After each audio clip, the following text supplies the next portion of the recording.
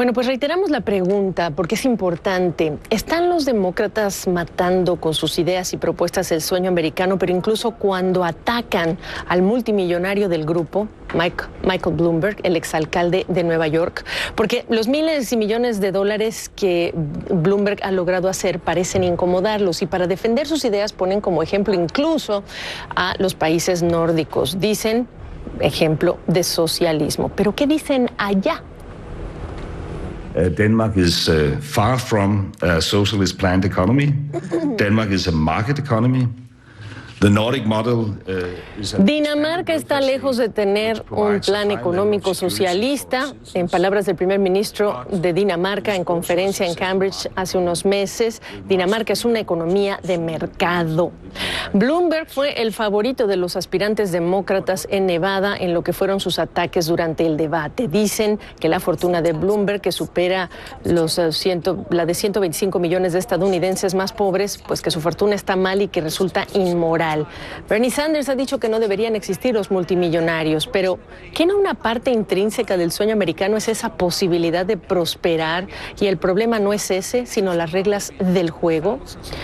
¿Están pegándole al sueño americano los demócratas entonces? Se lo pregunté más temprano a nuestro colaborador Jorge Suárez Vélez. Absolutamente, Gaby. Yo creo que se están perdiendo de vista muchas cosas. Quizá vemos a algunos de los ganadores, digamos, de este sistema donde pues se premia al que es capaz de innovar, de crear una idea original, pero hay muchos perdedores también, en el sentido de que hay mucha gente que lo intenta y no lo logra. Es decir, son pocos los que realmente cumplen con ese sueño, pero la recompensa por lo mismo es enorme. O sea, recordemos que hace, 20 años no existía Facebook, que no existían todas estas herramientas que al ser inventadas por alguien, de repente pues generan una enorme demanda y una enorme riqueza, y eso está bien. Incentivar que haya esa meritocracia es muy importante para cualquier economía, porque no te tengo que decir la enorme derrama económica que ha provenido de ellas y la enorme cantidad, por ejemplo, de empleos que se generan cuando se puede tener este tipo de éxito. Es decir, es un sistema que premia a los ganadores y los premia con mucho. Y algo muy importante a subrayar aquí, Gaby, porque nos ven en América Latina, es que este no es el caso del millonario que se hizo millonario porque es amigo del gobierno. Exacto. Es el caso del millonario que lo hizo porque emprendió y porque tuvo éxito. Y eso merece recompensa, y pensar en que esto es algo que hay que penalizarlo simplemente nos condenaría a todos a pobreza y mediocridad, como ha pasado en países como Cuba y Venezuela. Lo que pasa, y que también es preocupante, es que el electorado y los simpatizantes que están apostando por cualquiera de estos aspirantes demócratas dicen que sí a lo que están escuchando, cuando quienes lo están diciendo quizá tampoco tienen claro que, por ejemplo, Bernie Sanders, que habla de Noruega o de países nórdicos como si fueran socialistas, cuando en realidad lo que quieren decir es que tienen importantes redes de seguridad social. Jorge.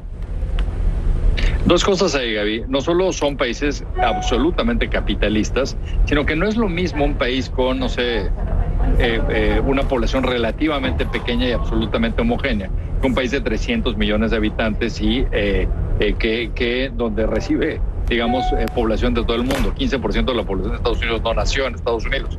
Los retos son muy diferentes. Pero algo que también aquí hay que considerar es que Bernie Sanders dice cosas que son muy llamativas. Habla de salud para todos, universidad gratuita, de una serie de cosas, pero no dice cuánto cuesta.